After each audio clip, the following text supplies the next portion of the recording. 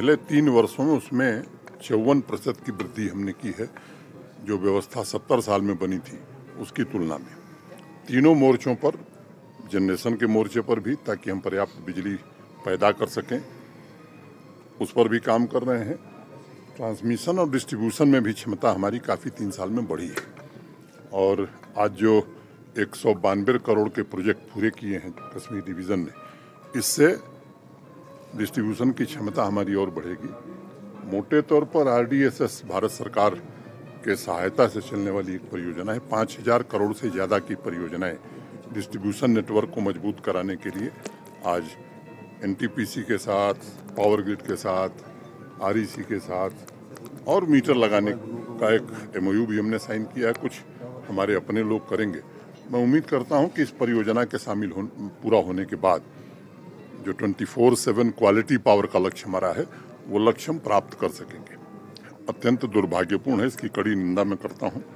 और जिन लोगों ने भी घटना की है, मुझे लगता है हमारी सिक्योरिटी फोर्सेस उसकी चिंता करेंगी। सिक्योरिटी में इस तरह की एक आध घटनाएं निश्चित रूप से लोगों के मन में संदेह पैदा करती है, लेकिन एक 360 डिग्री अप्रोच के साथ सिक्योरिटी सिचुएशन पर हम काम कर रहे हैं। मैं उम्मीद करता हूं कि पहले से स्थिति काफ़ी बेहतर है, हम एक आदर्श स्थिति बनाने में सफल होंगे। एक बात मैं और कहना चाहता हूं, हमारे हाउसिंग अर्बन डेवलपमेंट डिपार्टमेंट ने संपत्ति कर का एक नोटिफिकेशन किया है। 3 दिन पहले मैंने कहा था कि जम्मू कश्मीर प्रशासन संवाद में विश्वास रखता है और सामान्य आदमी को दिक्कत न हो, इसकी हम हर प्रकार से कोशिश करते हैं। मैं आपको बताना चाहता हूं और जम्मू कश्मीर के निवासियों से कहना चाहता हूं कि हमने देश में सबसे कम संपत्ति कर, प्रॉपर्टी टैक्स लगाया है। और अगर मैं आंकड़े आपको बताऊं तो श्रीनगर, जम्मू और बाकी म्यूनिसिपैलिटीज़ को मिला करके कुल 5,20,000 घर हैं शहरों में।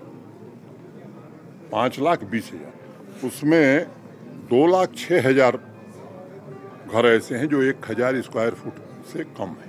माने 40% लोगों पर कोई टैक्स नहीं। 2,03,600 ऐसे घर हैं जो 1,500 स्क्वायर फुट के नीचे हैं।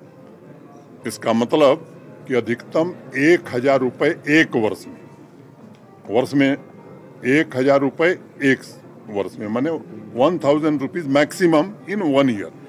और इसमें भी 2,03,600 में से 80% ऐसे होंगे जिन्हें 600 रुपये से भी कम देना है। और मैं तुलना अगर शिमला से करूं, अम्बाला से करूं, देहरादून से करूं, तो 1/10 ऑफ शिमला, अम्बाला एंड देहरादून। तो इसलिए सामान्य आदमी की चिंता हमने की है। और अभी भी मैं कह रहा हूं कि कॉमन मैन को कोई दिक्कत है, वो जरूर प्रशासन को लिखे, हमारे प्रमुख सचिव को लिखे, हमसे कहे। उसमें कोई सामान्य आदमी को दिक्कत नहीं आने दी जाएगी। वैसे ही कॉमर्शियल की अगर मैं बात करूं तो 1,10,000 दुकानें, 1,01,000 दुकानें हैं श्रीनगर, जम्मू और बाकी म्यूनिसिपैलिटीज में मिला करके। इसमें लगभग आधी 46% दुकानें ऐसी हैं जो 100 स्क्वायर फुट के नीचे की हैं, और उन पर जो एक वर्ष में खर्चा आने वाला है 700 रुपये। और 46,000 में से मुझे लगता है 80% ऐसे लोग होंगे जो 500, 550 के रेंज में होंगे। तो 50 रुपया महीना मान लीजिए। और 30,000 ऐसी दुकानें हैं जिनको साल में 2,000 से कम देना। ये भी तीनों शहरों से 1/10 है। तो मोटे तौर पर 1,01,000 में से माने 76% ऐसे लोग हैं जिनको बहुत ही न्यूनतम भुगतान करना है। मुझे लगता है कि इससे बेहतर व्यवस्था कोई नहीं हो सकती है। और बार बार हमने दोहराया है कि ये जो धन आएगा वो उसी कॉरपोरेशन के, उसी म्यूनिसिपैलिटी के अकाउंट में जमा किया जाएगा। हमारे शहर ग्रोथ के इंजन बन सकें, उसके लिए काम किया जाएगा। सामान्य आदमी की नागरिक सुविधाओं में बढ़ोतरी हो, इसके लिए इस पैसे का उपयोग किया जाएगा। कंसोलिडेटेड फंड ऑफ JKUT में वो नहीं जाएगा। मैं समझता हूँ, मैं जम्मू कश्मीर के सामान्य नागरिक से निवेदन करना चाहता हूँ कि आइए प्रशासन का सहयोग करिए, एक अच्छा जम्मू कश्मीर बनाने में हम सब आगे बढ़ें। Thank you.